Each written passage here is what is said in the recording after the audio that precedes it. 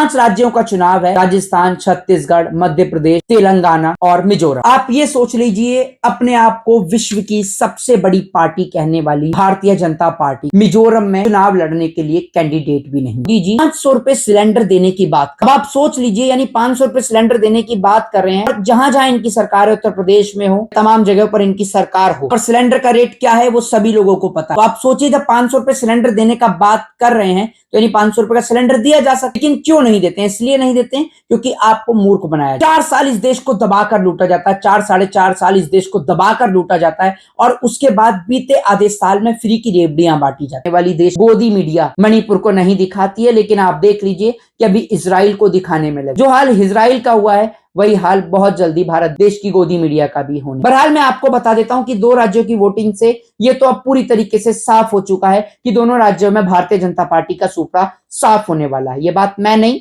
ये बात मध्य प्रदेश की जनता की। एक टीवी रिपोर्टर जब मध्य प्रदेश की जनता से पूछता है कि भाजपा ने राम मंदिर बना दिया, तो वो कहता है कि आस्था से हमें कोई दिक्कत नहीं, बिल्कुल राम से किसी को भी कोई दिक्कत नहीं है, लेकिन वो ये भी कहता है कि राम मंदिर बन गया, उससे मुझे रोजगार थोड़ी मिलेगा। राम तो आपके मेरे हर किसी के घर में है, मंदिर हर किसी के घर में, लेकिन सरकार ने जो 2 करोड़ रोजगार देने का वादा किया था, सरकार ने जो बुलेट ट्रेन का सपना दिखाया था, सरकार ने जो हवाई चप्पल वाले हवाई यात्रा कराने की बात करी थी, सरकार जो प्रत्येक खाते में 15 लाख रुपए देने की बात करी थी, सरकार ने किसानों की आय जो दुगनी करने की बात कही थी, उन सब वादों का मोदी जी देश की 150 करोड़ जनता के वो महबूब हैं जो शादी से पहले 1000 वादे करते हैं, लेकिन शादी के बाद एक भी वादे को पूरा नहीं। मैं ऐसा इसलिए क्यों कह रहा हूं, जब आप वीडियो को अंत तक देखेंगे तो आपकी समझ में जरूर आ जाएगा।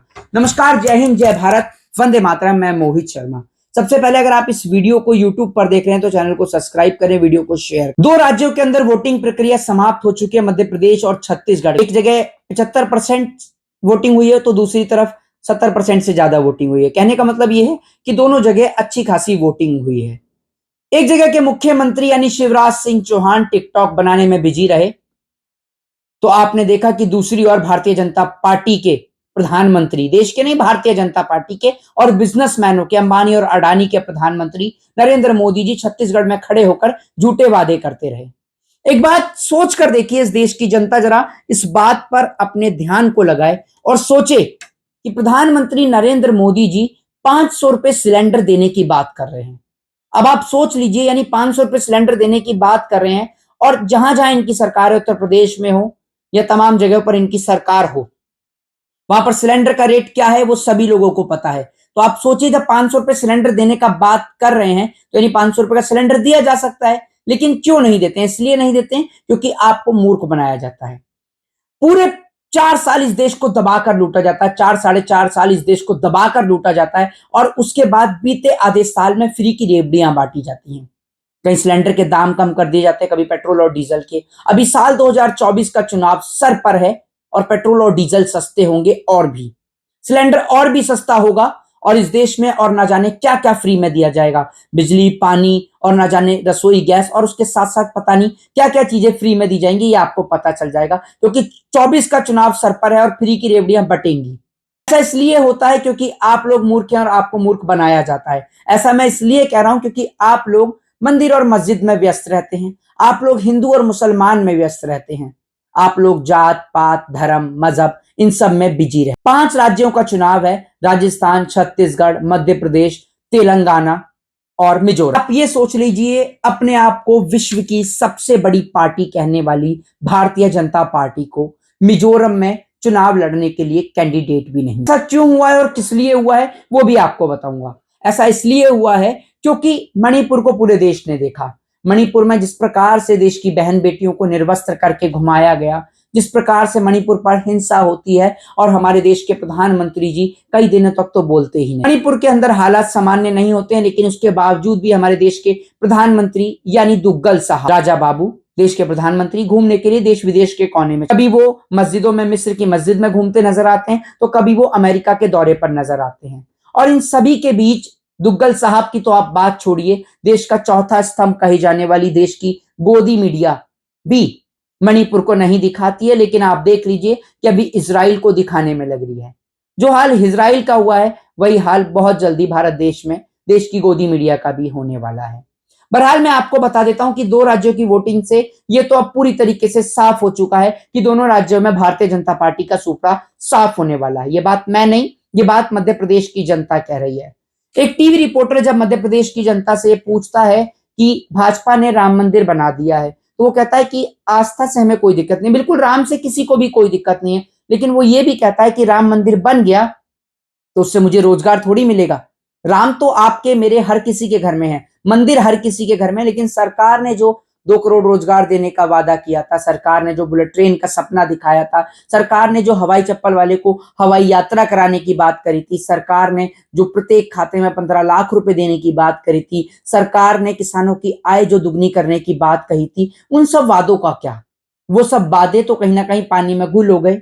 लेकिन मध्य प्रदेश के मुख्यमंत्री शिवराज सिंह चौहान उर्फ मामा, मामा कहते हैं इनको, लेकिन ये मामा ऐसे हैं कि जिन मामाओं के राज में भांजियों की इज्जत और आबरू लुटती है, लेकिन मामा ना जाने कहां रहते हैं। ये मामा ऐसे हैं कि जिनके राज में भांजों को मिलता है तो रोजगार मांगने पर सिर्फ और सिर्फ लाठी। आप पूछते ना कि मोदी सरकार में नौजवानों को क्या मिला है, तो मैं आज आपको इस सवाल, मोदी सरकार के राज में इस देश के नौजवानों को सिर्फ मिली है तो सिर्फ लाठी, और देश को अगर कुछ मिला है तो मिला है सिर्फ नफरत।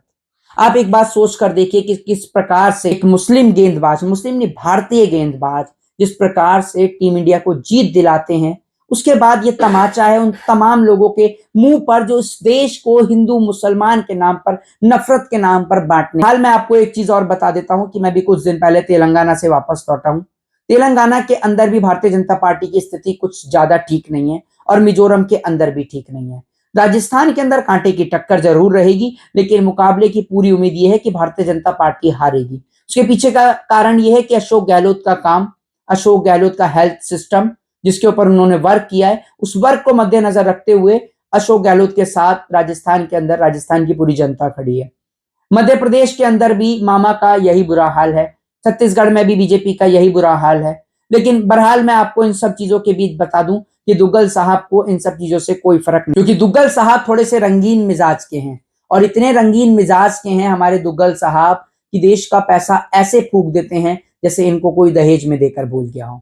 आपको बता दूं कि इलेक्शन के अंदर मंगाई गई बसों का भी अभी जो किराया है, वो बकाया राशि जो है वो अभी बकाया है, उसको नहीं चुकाया गया है, और ये पैसा इस देश की जनता का है। मैं इस देश की जनता को कहना चाहता हूं कि मंदिर मस्जिद, हिंदू मुस्लिम सिख ईसाई से ऊपर उठिए। आज देश आर्थिक खराब स्थिति से जूझ रहा है, उस आर्थिक स्थिति पर ध्यान दीजिए। देखिए ग्लोबल हंगर इंडेक्स में भारत कौन से स्थान पर आ चुका है, एक बार गौर फरमाइए और देखिए कि भारत के ऊपर कितना कर्जा बढ़ चुका है। क्योंकि अगर आप और हम इन सब चीजों पर ध्यान नहीं देंगे, ध्यान अगर मंदिर और मस्जिदों पर देंगे, तो ये देश बर्बाद हो जाएगा। आपको एक बात बता देता हूं, मध्य प्रदेश के अंदर कई जगह वोटिंग के दौरान हिंसा भी हुई, गोलियां भी चली।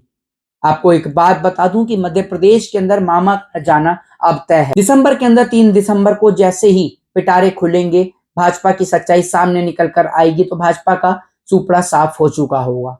इन्हीं सब चीजों के बीच नीतीश कुमार जो कि बिहार के मुख्यमंत्री हैं, उन्होंने एक स्टेटमेंट भी आपने सुना होगा जो उन्होंने सेक्स एजुकेशन को लेकर बोला था। उसको लेकर भारतीय जनता पार्टी में बड़ी खलबली मच चुकी है। हालांकि स्टेटमेंट पुराना हो चुका है, लेकिन इन सब के चलते अभी तक भारतीय जनता पार्टी इसको लेकर बैठी है। प्रधानमंत्री नरेंद्र मोदी जी भी इस पे स्टेटमेंट दे चुके हैं, अमेरिका के एक सिंगर से भी स्टेटमेंट दिलवा चुके हैं, जो सिंगर जो है वो नरेंद्र मोदी जी के पैर छूते हैं जब अमेरिका नरेंद्र मोदी जी जाते हैं। उन सब के बीच भी आपको एक बात बता देता हूं कि अब स्टेटमेंट देने का काम किया है मनोज तिवारी ने। ये वही मनोज तिवारी है जो गाना गाते हैं बेबी बियर पी के नाचे लू छम छम छम। अब ये कह रहे हैं कि नीतीश कुमार जो है वो गंदी फिल्में देखते हैं। जरा महोदय आप अपने गानों को सुनकर देखिए कि आप तो किस प्रकार के गाने बनाते हैं। आप जो किस प्रकार के गाने बनाते हैं वो गाने इस देश को शर्मसार कर देते हैं।